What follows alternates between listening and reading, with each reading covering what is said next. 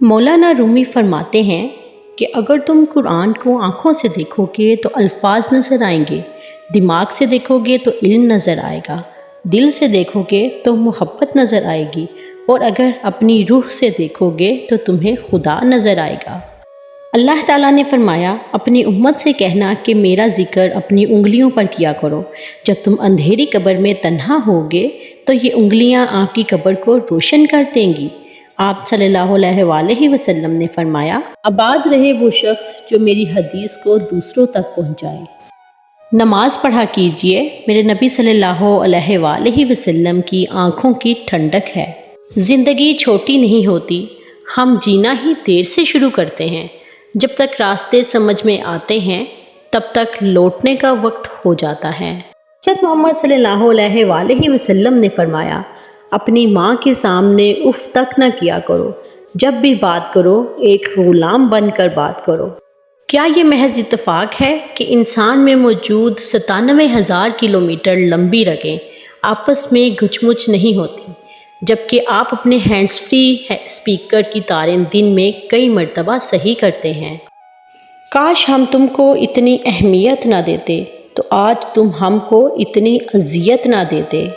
حضرت علی رضی اللہ تعالیٰ عنہ نے فرمایا، اگر تمہیں کوئی صرف اپنی ضرورت کے وقت یاد کرتا ہے تو پریشان مت ہونا، بلکہ فخر کرنا کہ اسے اندھیروں میں روشنی کی ضرورت ہے اور وہ تم ہو۔ بابا جی کہا کرتے تھے، بیٹا گناہ کے دوران موت نہ آنا اور گناہ کے بعد توبہ کی مہلت ملنا اللہ پاک کا بہت بڑا احسان ہے۔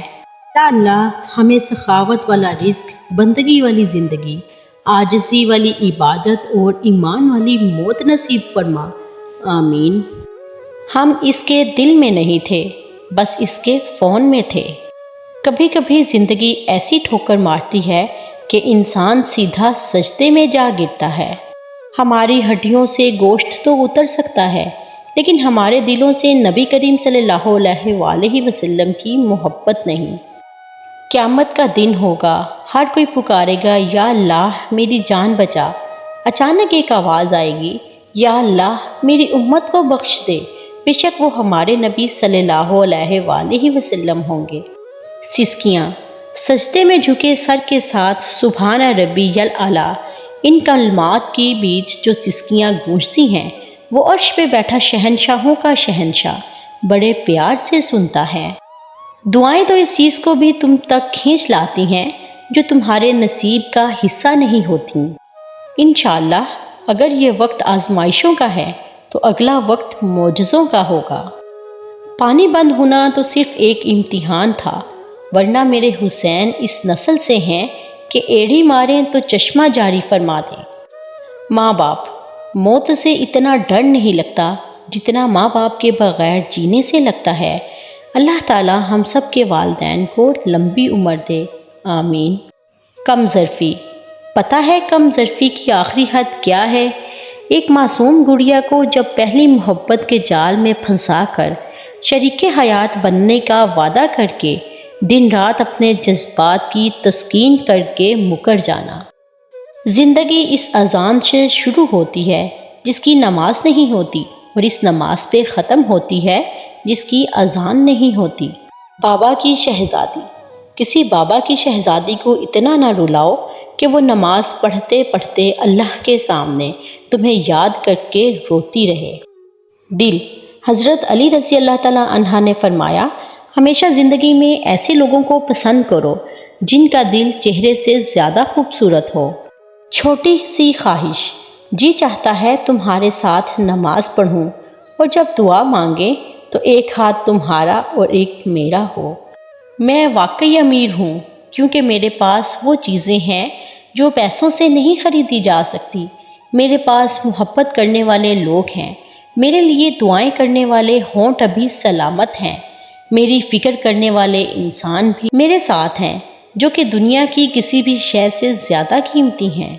بیٹی، اور پھر اللہ نے فرمایا، اے موسیٰ میں اولاد کے ذریعے بیٹی بھیجتا ہوں جب میں بے حد خوش ہوتا ہوں۔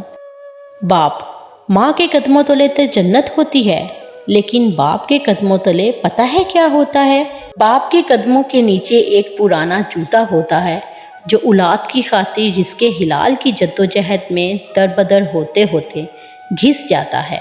سچائی ہمیشہ خاموش رہنے والے انسان کے اندر ہی ملتی ہے، جھوٹ بولنے والے تو ہمیشہ شور مچاتے ہیں۔